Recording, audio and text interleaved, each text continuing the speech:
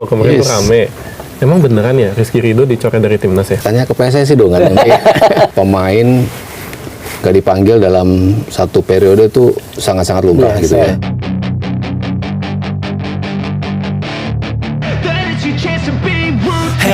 Kejutan pemain naturalisasi baru di FIFA ASEAN Cup. Pascal Struijk pengganti sang kapten kedua. Sungguh di luar dugaan, kali ini John Hartman sedang menyiapkan perubahan besar di lini belakang timnas Indonesia. Bagaimana kalau satu nama yang selama ini terus menjadi incaran tiba-tiba masuk menggantikan pemain yang selama ini dianggap sebagai salah satu pemimpin pertahanan Garuda? Inilah yang membuat kabar mengenai Pascal Struijk dan Rizky Ridho mulai menjadi bahan perbincangan panas di kalangan fans. Ya, seperti yang kita tahu, Rizky Ridho adalah pemain yang sudah memahami karakter sepak bola Indonesia dan telah menjadi bagian penting dari perjalanan Garuda. Di sisi lain, Pascal Struijk menawarkan pengalaman sepak bola Eropa yang tentu membuat siapapun penasaran. Kalau harus memilih, siapa yang seharusnya mendapatkan tempat? They'll try to kick you while you're down. They wanna rise up while you drown. They wanna fill your head with doubt. They're silently scared that you'll figure it out. I'll make it look like I'm losing. Won't bother hiding my bruises. And when they finally think you... Tetapi sebelum emosi fans semakin panas, ada satu hal penting yang harus diluriskan. Belum ada konfirmasi resmi bahwa Pascal Struijk telah menjadi pengganti Rizky Ridho, atau bahwa Ridho resmi dicoret dari skuad FIFA ASEAN Cup 2026. Namun, justru skenario seperti inilah yang membuat persiapan menuju FIFA ASEAN Cup menjadi semakin menarik. Turnamen tersebut dijadwalkan berlangsung pada periode FIFA Matchday, sehingga peluang Indonesia untuk menggunakan pemain yang berkarir di Eropa menjadi jauh lebih besar. Dan ketika berbicara tentang pemain Eropa yang memiliki darah Indonesia, nama Pascal Struijk hampir selalu berhasil mencuri perhatian.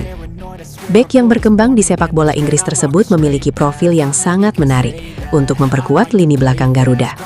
Struijk mempunyai pengalaman menghadapi pertandingan dengan tempo tinggi, duel fisik, dan tekanan besar. Karena itu, tidak mengherankan jika namanya sering dikaitkan dengan kebutuhan Indonesia untuk meningkatkan kualitas pertahanan. Tetapi masalahnya bukan hanya soal kualitas. Struijk harus benar-benar memiliki keinginan untuk membela Indonesia. Dia juga harus memenuhi seluruh persyaratan yang diperlukan untuk dapat memperkuat Garuda secara resmi. Disinilah proses naturalisasi menjadi sangat kompleks. Tidak cukup hanya memiliki darah Indonesia. Ada proses administrasi, verifikasi dokumen, keputusan pemerintah, serta keputusan pribadi sang pemain, yang semuanya harus berjalan sesuai aturan. Sementara itu, nama Rizky Ridho tentu tidak bisa begitu saja dilupakan. Bek muda Indonesia tersebut sudah lama menjadi bagian penting dari lini belakang Garuda.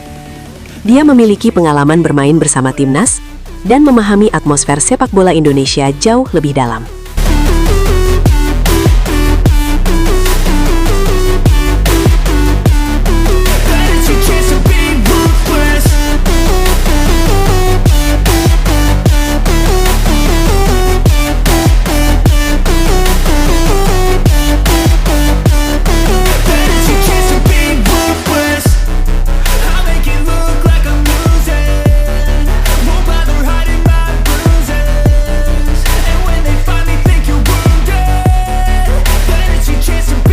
Karena itu, jika suatu hari Hartman benar-benar harus memilih antara pemain lokal yang sudah terbukti dengan pemain diaspora berkualitas Eropa, keputusan tersebut tidak akan mudah. Ini bukan hanya soal nama besar, tetapi juga tentang chemistry, karakter, dan kebutuhan taktik. Fans garis keras pun pasti akan terbelah. Sebagian mungkin berkata, kalau Struijk lebih berkualitas, kenapa tidak? Tetapi sebagian lainnya akan langsung membela Ridho. Mereka akan mempertanyakan, mengapa pemain yang sudah berjuang bersama Garuda harus kehilangan tempat hanya karena munculnya pemain baru? Dan perdebatan seperti ini sebenarnya sangat sehat jika dilakukan secara sportif. Tim nasional memang membutuhkan kompetisi internal. Tidak boleh ada pemain yang merasa tempatnya aman hanya karena status senior. Tetapi pemain baru juga tidak boleh otomatis mendapatkan tempat hanya karena bermain di Eropa. Hartman harus menentukan berdasarkan kebutuhan tim. Kalau sistem membutuhkan bek dengan karakter tertentu, maka pemain yang paling sesuai harus dimainkan. nama besar harus berada di urutan kedua setelah kebutuhan taktik. Won't bother hiding my bruises. And when they finally think you're wounded, then it's your chance to be ruthless.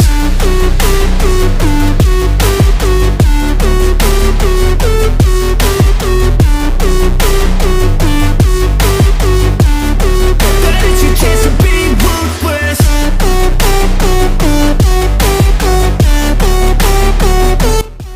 Bayangkan jika Pachal Strike benar-benar masuk.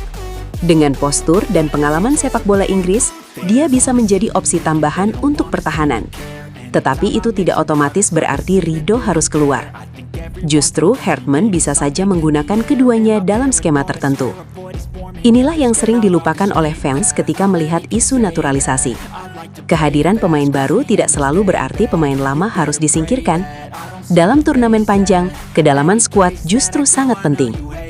Jika Indonesia memiliki beberapa bek dengan karakter berbeda, Hartman bisa menyesuaikan strategi berdasarkan lawan. Menghadapi tim yang mengandalkan bola-bola panjang tentu membutuhkan karakter berbeda dibandingkan menghadapi tim yang bermain cepat melalui kombinasi umpan pendek. Dan FIFA ASEAN Cup 2026 bisa menjadi ujian menarik bagi filosofi Hartman. Jika seluruh pemain terbaik tersedia, dia tidak lagi hanya memilih berdasarkan siapa yang bisa datang. Dia bisa memilih berdasarkan siapa yang paling cocok dengan sistem. They wanna rise up while you drown. They wanna fill your head with doubt. They're silently scared that you'll figure it out. I'll make it look like I'm losing. Won't bother. Tetapi, sekali lagi, jangan sampai kabar tentang Struijk membuat publik menganggap prosesnya sudah selesai. Sampai PSSI mengumumkan secara resmi, status Struijk tetap harus dipandang sebagai pemain yang dikaitkan dengan Indonesia, bukan pemain yang sudah pasti menjadi WNI. Begitu juga dengan kabar mengenai Rizky Ridho yang disebut dicoret. Sampai ada pengumuman resmi daftar skuad, publik sebaiknya tidak langsung mempercayai daftar yang beredar di media sosial.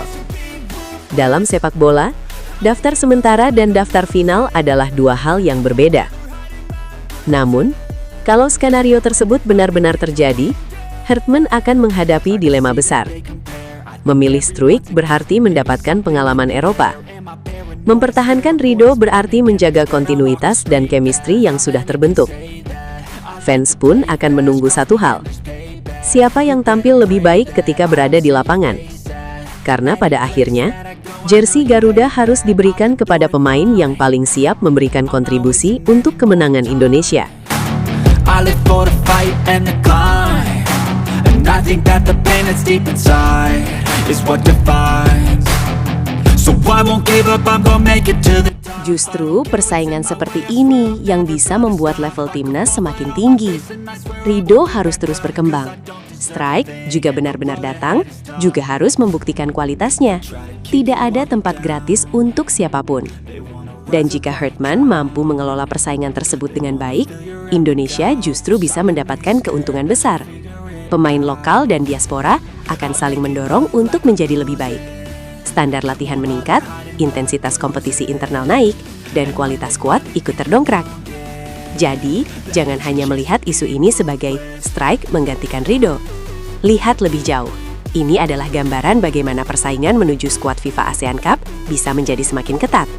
Nama besar tidak menjamin tempat, sementara perjuangan pemain lokal juga tidak boleh diabaikan. Nah, kalau Pascal Struijk benar-benar mendapatkan lampu hijau untuk memperkuat Indonesia, apakah John Hartman akan berani menggeser Rizky Ridho dari skuad utama? Atau justru keduanya akan dimainkan bersama untuk membentuk benteng baru Garuda? Drama di lini belakang timnas Indonesia bisa menjadi salah satu cerita paling menarik menuju FIFA ASEAN Cup 2026.